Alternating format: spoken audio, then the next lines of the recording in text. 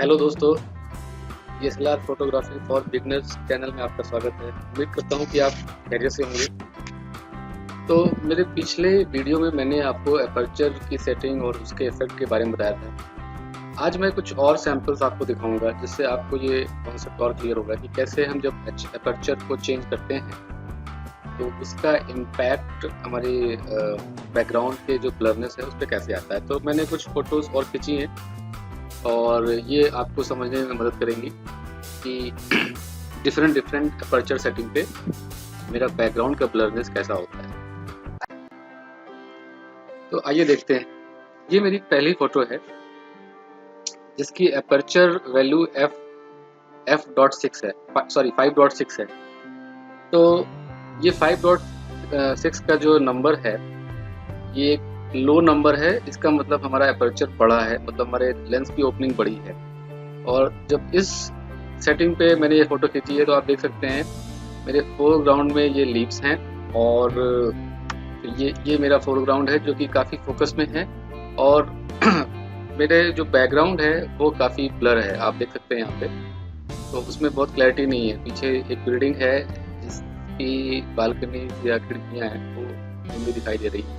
तो ये बैकग्राउंड का अच्छा खासा ब्लरनेस आया है। अब मैंने एक दूसरी तस्वीर खींची जहाँ पे मैंने इस एपर्चर के वैल्यू को बढ़ा दिया, यानी कि इसके नंबर को बढ़ाया। तो नंबर को बढ़ाने से एपर्चर यानी लेंस की ओपनिंग मेरी छोटी हो जाएगी और तब देखते हैं क्या होता है। तो ये मैंने दूसरी तस्वीर जो खींची है वो ऐसी है। इसमें आप देखें कि एपर्चर जो मेरा है उसकी वैल्यू, उसका नंबर मैंने बढ़ा दिया, 9.0 हो गया।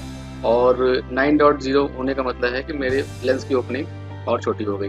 अब जो बैकग्राउंड है वो पिछली तस्वीर के कंपैरेटिवली थोड़ा सा फोकस में आया है। तो मेरा फोरग्राउंड जो था, जो लीव्स हैं ये अभी भी वैसे ही दिख रही है, लेकिन जो मेरा बैकग्राउंड है उसकी ब्लरनेस थोड़ी कम हुई है।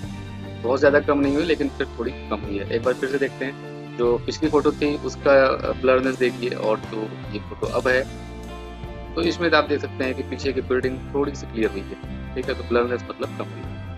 अब एक और तस्वीर मैंने खींची, वो ये रही। अब आप इसमें देख सकते हैं कि जो एपर्चर की वैल्यू है वो f/18 यानी f/18 का सेटिंग मैंने यूज़ किया है। ये नंबर और ज़्यादा बढ़ गया, इसका मतलब एपर्चर की या लेंस की ओपनिंग और कम हो गई। लेंस की ओपनिंग और कम हो गई तो एपर्चर मेरा छोटा हो गया, लेकिन मेरा जो बैकग्राउंड है वो उसकी ब्लरनेस काफ़ी कम हो गई। अब ये बैकग्राउंड भी मुझे काफ़ी क्लियर दिख रहा है। बहुत क्लियर तो नहीं है, लेकिन पहले से जो ब्लरनेस था वो काफ़ी कम हो गया है और क्लैरिटी बढ़ गई है। अब मुझे कुछ साफ साफ दिख रहा है कि पीछे बिल्डिंग की बालकनीज हैं और उसमें छोटी छोटी खिड़कियाँ हैं। तो ये रहा f/18 पे रिजल्ट।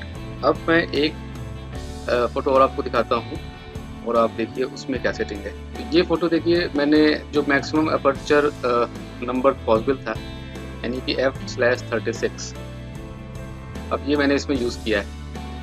तो ये अब सबसे छोटी ओपनिंग है इस लेंस की, सबसे छोटी ओपनिंग हो गई एपर्चर की। और अब मेरा फोरग्राउंड और बैकग्राउंड दोनों फोकस में है काफ़ी हद तक। तो यहाँ पे आप देख सकते हैं कि कैसे कैसे अपर्चर की वैल्यू को चेंज करने के साथ साथ मेरा ब्लरनेस का इम्पैक्ट चेंज होता गया। तो ये सबसे बड़ा नंबर है अपर्चर वैल्यू का और इस पे मेरी ओपनिंग छोटी है लेंस की। इस पे काफ़ी फोरग्राउंड और बैकग्राउंड दोनों क्लैरिटी में है। ये मैंने अपर्चर को थोड़ा सा नंबर कम किया, लेंस की ओपनिंग थोड़ी बढ़ी और ब्लरनेस भी बढ़ा, लेकिन अभी भी थोड़ा विजिबिलिटी है।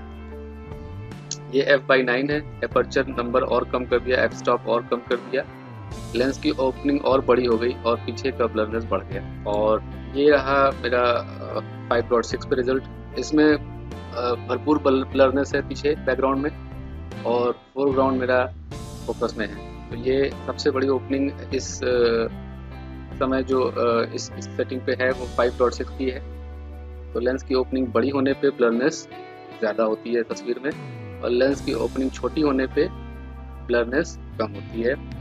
लेंस एपर्चर की जो नंबर होता है, अगर वो छोटा होगा तो लेंस की ओपनिंग बड़ी होगी और अगर एपर्चर का नंबर बड़ा होगा तो लेंस की ओपनिंग छोटी होगी। तो देखा आपने कैसे हम अपने एपर्चर की सेटिंग को चेंज करके बैकग्राउंड ब्लरनेस को घटा या बढ़ा सकते हैं।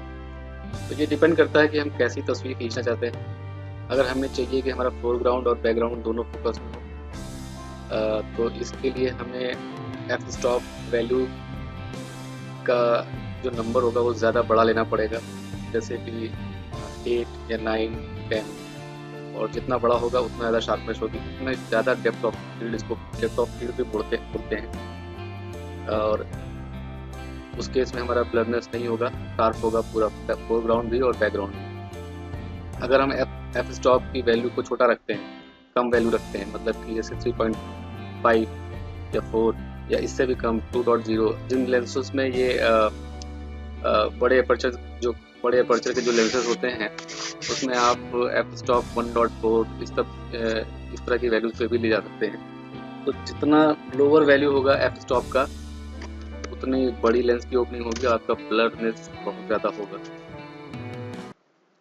तो दोस्तों, अगर आपको मेरा ये वीडियो पसंद आया हो और आपकी अंडरस्टैंडिंग अपर्चर और ब्लर इफेक्ट को लेकर के बढ़ी हो इस वीडियो को देखने के बाद, तो इस वीडियो को ज़रूर लाइक कीजिए, शेयर कीजिए और चैनल को सब्सक्राइब कीजिए। Thank you.